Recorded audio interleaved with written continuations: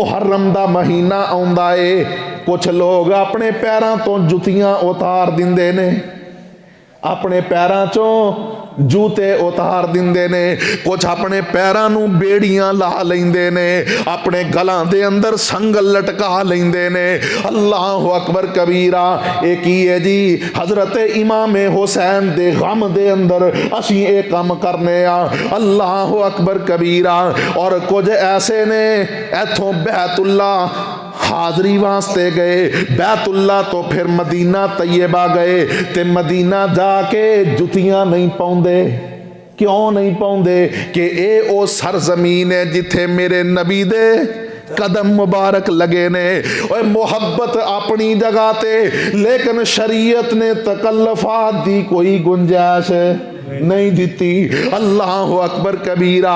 और मेरे मोहतरम भाइयों, जेड़ा बंदा हजरत इमाम हुसैन दी मोहब्बत दे अंदर अपने पाँव तो जुतियां उतार लेंदा है, अपने गले दे अंदर संगल लटका लेंदा है, पैरों च बेड़ियां पा लेंदा है, हथ कड़ियां पा लेंदा है, अल्लाह दी कसम है वो शरीयत ते अमल नहीं कर रहा, बल्कि वो शरीयत दे अंदर तकल्लुफात नूं जन्म दे रहा है। और अल्लाह दा कुरान ऐलान कर रहा है। अल्लाह फरमांदे ने, कुल मा अस्अलुकुम अलैहि मिन अजरिन व मा अना मिनल मुतकल्लिफीन।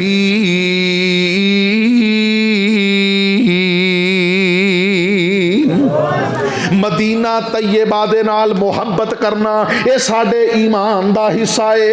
बल्कि नबी अलैहिस्सलातु वस्सलाम ने तो फरमाया, जेड़ा बंदा मदीना दे अंदर फौत हो जाएगा, अल्लाह दे पाक पैगंबर फरमांदे ने, मैं मुहम्मद सल्लल्लाहु अलैहि वसल्लम कल क़यामत नूं ओदा सिफारशी होवांगा। अल्लाह अकबर कबीरा।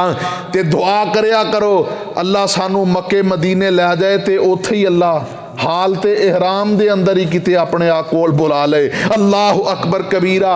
मेरे मोहतरम भाइयों, ए मदीना पाक दे नाल, बैतुल्ला शरीफ दे नाल मुहब्बत करना साडे ईमान दा हिस्सा है। क्योंकि ए ओ गलियां ने, ए ओ महल्लात ने, ए ओ मकान ने, ए ओ जगह ने जिथे पाक पैगंबर अलैहिस्सलातु वस्सलाम ने जिंदगी दे अय्याम गुजारे ने। मेरे पाक पैगंबर दे पाक पांव उन्हां जमीन दी जनाब पुशत ते लगे ने। और ए ओ जगह है जिथे नबी अलैहिस्सलातु वस्सलाम दा मदफन है। पाक पैगंबर अलैहिस्सलातु वस्सलाम उथे राहत और आराम फरमा रहे ने।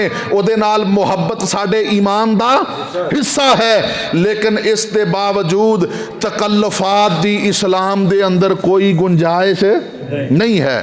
पता जे लोग ये काम क्यों करते ने?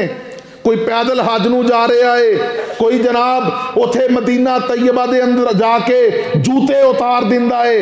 ये क्यों करते ने? इस वास्ते करते ने लेकिन लोगों विच साडा चर्चा होए, लोगों में पता लगे कि फलां मुल्क दा फलां बंदा वो जनाब पैदल हज करके आया है। अल्लाह दी कसम है, ये तकल्लुफात ने ये अंदर असी अपने आप नूं अज़ियत दे अंदर मुबतला करांगे। शरीयत दे अंदर ये वास्ते साडे वास्ते ये कोई अजर नहीं है।